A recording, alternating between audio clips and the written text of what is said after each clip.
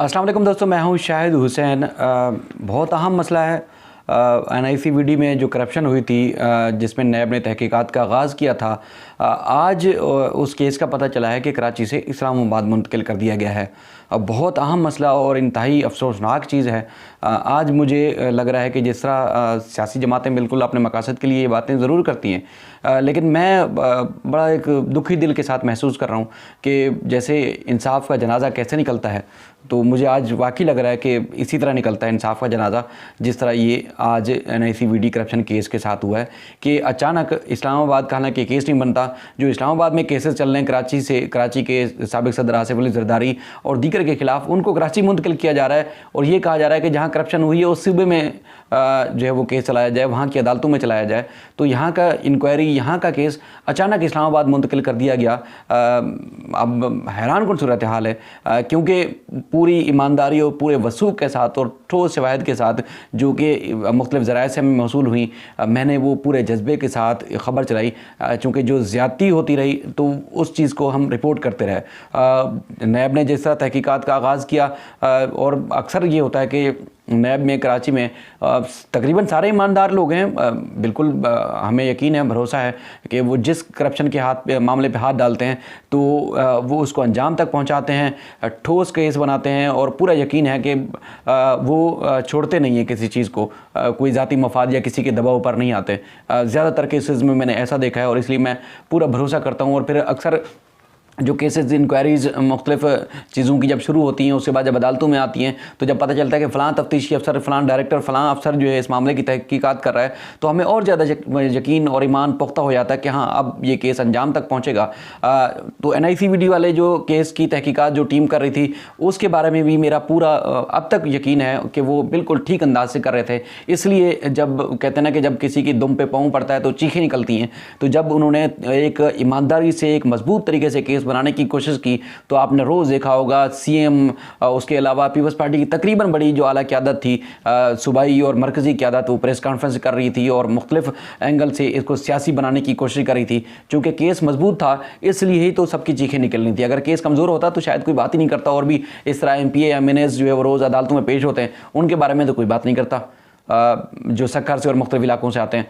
तो कराची में जो NICVD के हवाले से जो तहकीकात का आगाज़ हुआ था, और जिस तरह DG नैब कराची जो इस वक्त मौजूद है, उन्होंने जो इस तरह टीम एक तश्कील दी थी, जो एक मजबूत और ईमानदार टीम थी इस मामले की तहकीकात के लिए, वो भी मायूस यकीनन होंगे जिस तरह हम मायूस हैं, क्योंकि हम जो लोगों को आगाह करते हैं, लोग हमारी खबरों पर भरोसा करते हैं, और उनका भी, अवाम का भी यकीन पुख्ता हो जाता है कि हाँ, ये जो चीज़ चल रही है या एक वसूख से जो बात खबर में आ रही है वो यकीनन ऐसी ही अंजाम को पहुँचेगी। लेकिन जब इस तरह की चीज़ें, जब इंसाफ का जनाजा निकल जाता है, तो फिर इस तरह की चीज़ें आती हैं, तो फिर लोग खबरों पर भी यकीन नहीं करते। हालांकि मैं अब भी दावे से कहता हूँ, बिल्कुल मजबूत तरीन केस है, चाहे वो कहीं भी चले, लेकिन अच्छे अंदाज से चलेगा। लेकिन अगर कराची जहाँ की ये हदूद बनती है, अगर यहाँ चलता तो वाकई उसमें इंसाफ भी होता, उसमें जो करप्शन की लूटी रकम होती वो ज़रूर वापस भी आती। जिस तरह बहरिया टाउन का सबको मालूम है कि बहरिया टाउन ने क्या क्या हथकंडे नहीं इस्तेमाल किए होंगे, लेकिन बहरिया टाउन ने खुद, हालांकि करप्शन ज़्यादा थी, लेकिन खुद 460 अरब निकलवाने वाली कराची की टीम थी,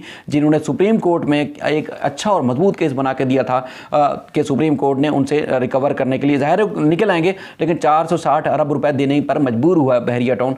तो कितनी बड़ी मजबूत और अच्छी ईमानदार टीम होगी जो बहरिया टाउन जैसे लोगों के आगे भी नहीं झुकी, नहीं बिकी और नहीं परेशान हुई, बल्कि उन्होंने अच्छे तरीके से केस बनाया। हालांकि बहरिया टाउन में बड़ी बड़ी वारदातें होती हैं, कोई मीडिया तक रिपोर्ट नहीं करता, तो दूसरे जो सरकारी अफसरान हैं या वफाकी और सूबाई या नैब के लोग वो कैसे हाथ डालते। लेकिन बहरिया टाउन के खिलाफ जो तहकीकात हुई, कराची नैब की टीम थी, मैं नाम नहीं लेना चाहता, जो अफसर थे शायद उनको नागवार गुजरे मुनासिब ना लगे, लेकिन अच्छे तरीके से उन्होंने केस लड़ा था, अच्छे तरीके से केस बनाया था। वही तफ्तीश कर रहे थे NICVD की, और मजबूत तरीन तरीके से उन्होंने जिस तरह की छानबीन की, जिस टाइम ये छापा पड़ा उस टाइम से जो इंतज़ामिया थी NICVD की, उन्होंने इसको सियासी रंग देने की कोशिश की, हड़तालें की, अस्पताल बंद कर दिया, एहतिजाज शुरू कर दिया, एक भरपूर तरीके से उन्होंने तमाशा लगाने की कोशिश की। नाकामी का जब सामना करना पड़ा तो इस तरह फिर वो देखिए गिरफ्तार होने वाले थे। फिर उन्होंने, चाहे वो डॉक्टर नदीम कमर थे या दीगर जो उनकी इंतजामिया के लोग थे, वो मजबूर हुए ज़मानतें लेने के लिए। अब भी वो ज़मानतों पर हैं। तो फिर ये नागुज़ीर वजूहात पर जो शायद मंजर आम पर ना आ सकें, कराची से इस्लामाबाद केस का मुंतकिल करना एक बहुत ही हैरानकुन बात है। मैं केस की कुछ तफसीलात बताता हूँ जो कि हम रिपोर्ट कर चुके हैं मुख्तलिफ औकात में टीवी चैनल में।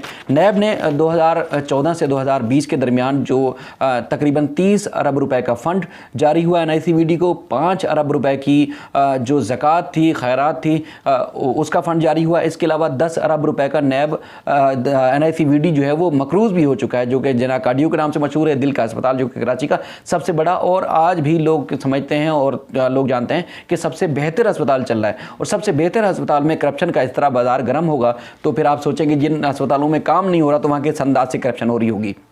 तो ये हिसाब किताब था। तो उसमें 30 अरब रुपए की 5 अरब रुपए की खैरात और ज़कात का फ़ंड, और उसके अलावा 10 अरब रुपए की जो मकरूज़ कर दिया गया अस्पताल को, वो अलग जो है वो मामला था। उसमें सबसे ज़्यादा जो चीज़ें हैं उसमें डॉक्टर नदीम कमर और इसके अलावा जो दीगर उनकी जो टीम के ख़िलाफ़ जो तहकीकात नैब ने शुरू की, तो ये जो कड़ी से कड़ी अगर जो मिल रही थी वो जा रही थी CM सिंध और इसके अलावा जो वज़ीर सेहत हैं, सेक्रेटरी सेहत हैं और जो दीगर सिंध के जो आला अफसरान हैं, जो आला जो लोग हैं, उनके ऊपर कड़ी जारी थी। तो ज़ाहिर है हमें अब ये लग रहा है कि सियासी तौर पर ये दबाव डाला गया होगा, सियासी तौर पर ये, या हो सकता है सियासी तौर पर किसी तरीके से NRO दिया गया है NICVD के लोगों को कि उनका केस जो है वो बरतरफ आगे इस्लामाबाद भेजा गया है। और मुझे बड़ा अफसोस है और यकीन से कहता हूँ, मैं बार बार इस बात से कह रहा हूँ कि इस्लामाबाद मुंतकिल करना ही मकसद यही लगता है कि केस को कमज़ोर किया जा रहा है। और मैं उम्मीद करता हूं कि कमज़ोर ना हो, लेकिन बड़ा दुख हो रहा है कि एक मजबूत आला तरीन जो एक तफ्तीशी अफसर थे वो तहकीकात कर रहे थे तो उनके केस को ख़राब किया गया। इसमें जैसे एक खातून चीफ ऑपरेटिंग ऑफिसर थी, उनका नाम मैं नहीं लेना चाहता। इस तरह फिर कंसल्टेंट हैदर अमान को रखा गया। नैब ने इनसे 3-3 घंटे जो है मुख्तलिफ औकात में तहकीकात की, तो उन्होंने ख़ुद जो इंकशाफात किए वो भी इंतहाई हैरान कुन थे, जिसमें उन्होंने कोई इंटरव्यू नहीं दिया, वो डॉक्टर नहीं है, उनके पास कोई मैनेजमेंट की डिग्री नहीं थी, उसके बावजूद 15-15, 20-20 लाख रुपए जो है उनको नौकरी पर रखा गया। और कई तो ऐसे लोग थे जिनको एक सिंध कलम्बिया खातून को बुलाकर उनको जो है वो डिनर करवाया गया और उसके बाद उनको जॉब वहीं ऑफ़र की गई और उसके बाद 20 लाख रुपए के एवज़ ग्रेड 20 में ढाक पहले भर्ती किया गया और उसके बाद 6 महीने के बाद उनको मुस्तकिल कर दिया गया। ये नैब की तहकीकात में उन्होंने खुद एतराफ़ किया और ये पूरी दस्तावेज़ात ये जो नैब कराची के पास मौजूद है वो सारी जो है वो यहाँ पर हैं। अच्छा, एक और हैदर अमान साहब हैं जो कि कंसल्टेंट थे, वो डॉक्टर नहीं है, उनकी एक सिंपल आर्ट्स की डिग्री थी। अप्रैल 2020 में वो रिटायर, उनका कॉन्ट्रैक्ट जो था, कॉन्ट्रैक्ट यानी कि वो अपनी एक सियासी असर रसूख इस्तेमाल करके उनको भर्ती किया गया था, जिनका कंसल्टेंट या अस्पताल की मैनेजमेंट का शायद ही कोई तजर्बा हो।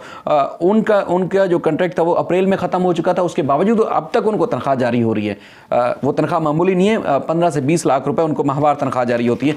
एक खैराती अस्पताल में इतनी बड़ी तनख्वाहें, जैसे नदीम कमर साहब जो हैं वो 2018 में रिटायर हो चुके हैं और उनको कॉन्ट्रैक्ट पर रखा गया है और कॉन्ट्रैक्ट पर वो 65 लाख रुपए वसूल कर रहे हैं। आप खुद अंदाज़ा लगाएं कि एक खैराती अस्पताल में इतनी बड़ी तनख्वाह देना शायद ही कोई इस चीज़ को समझ सके, बहुत नामुनासिब अमल था। इस तरह जो मामला आगे बढ़ा तो बड़ा एक हैरानकुन तहकीकात जो सामने आई, पूरे एक पेपर और पूरी एक जो तफसीलात हैं वो बिल्कुल मौजूद है, रिकॉर्ड पे भी हैं, अदालत में भी, सिंध हाई कोर्ट में भी नैब ने तहरीरी तौर पर जवाब में ये सारी बात की हुई है।